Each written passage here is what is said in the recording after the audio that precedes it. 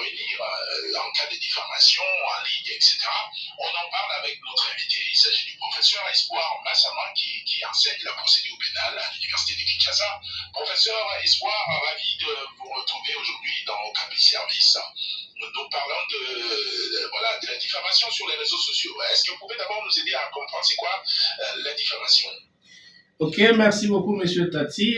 Merci à tous les auditeurs qui nous suivent. Effectivement, la diffamation est une infraction qui existe et qui est prévue à l'article 74 de notre Code des procédures pénales congolaises, et congolais plutôt. Et au fait, la diffamation, c'est le fait d'imputer méchamment et publiquement à une personne un fait précis de nature à porter atteinte à son honneur et à sa considération, ou de manière à exposer cette personne au mépris du public.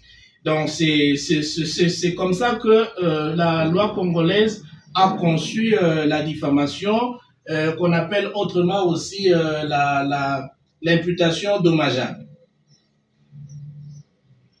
Voilà, c'est ça la diffamation, mais de plus en plus avec l'avènement des réseaux sociaux, des plateformes numériques, on a beaucoup de cas de diffamation où les gens s'attaquent à des personnalités politiques ou à d'autres sur Internet et ça se répand comme une traînée de poudre. Alors, lorsqu'on est victime de la diffamation sur Internet, qu'est-ce qu'il faut faire? Comment se comporter à ce moment-là, professeur? Ok, d'abord, avant d'y arriver, ce qu'il faut dire aux auditeurs des radios Okapi, c'est qu'il n'existe pas une infraction à proprement parler diffamation sur Internet. C'est que la diffamation reste une infraction qu'on appelle de droit commun, que tout le monde peut commettre. Mais alors, la diffamation aujourd'hui, avec l'avènement des réseaux sociaux, avec l'avènement du numérique, peut être commise sur les réseaux sociaux et notamment via Internet. Et le code numérique a garanti la répression de toutes ces infractions, notamment la diffamation, qui se commettent via les Internet, et c'est l'article 331 qui renvoie justement au code pénal congolais en ce qui concerne la répression.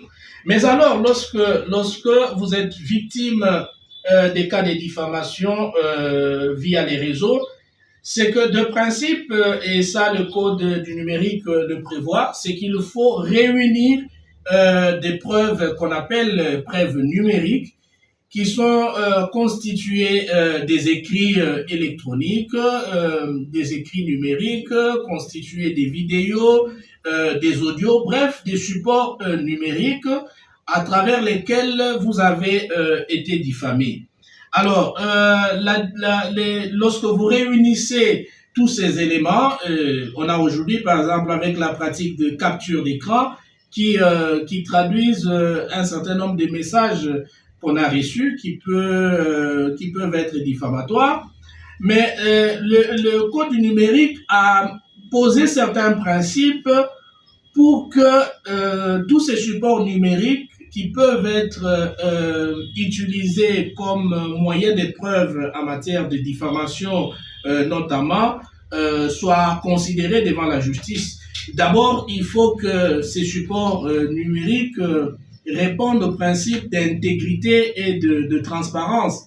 C'est-à-dire que ces supports numériques ne doivent pas être trafiqués, ça ne doit pas être détérioré, et ça doit traduire exactement un message qui est clair, qui est compréhensible.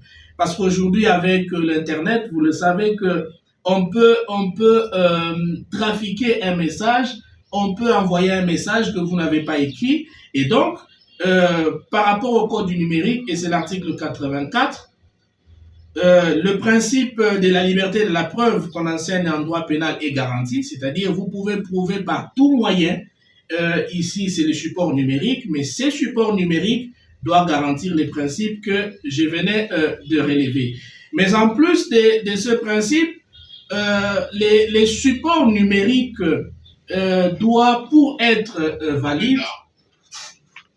Professeur, oui. il y a une question, voilà, par exemple, publie sur Facebook professeur Espoir Massama qui aurait détourné l'argent, tout ça au niveau, par exemple, de la faculté. Et puis, ça circule sur les réseaux. Bon, comment vous allez savoir que c'est telle ou telle personne qui a publié parce que les gens se le partagent, ça va dans tous les sens.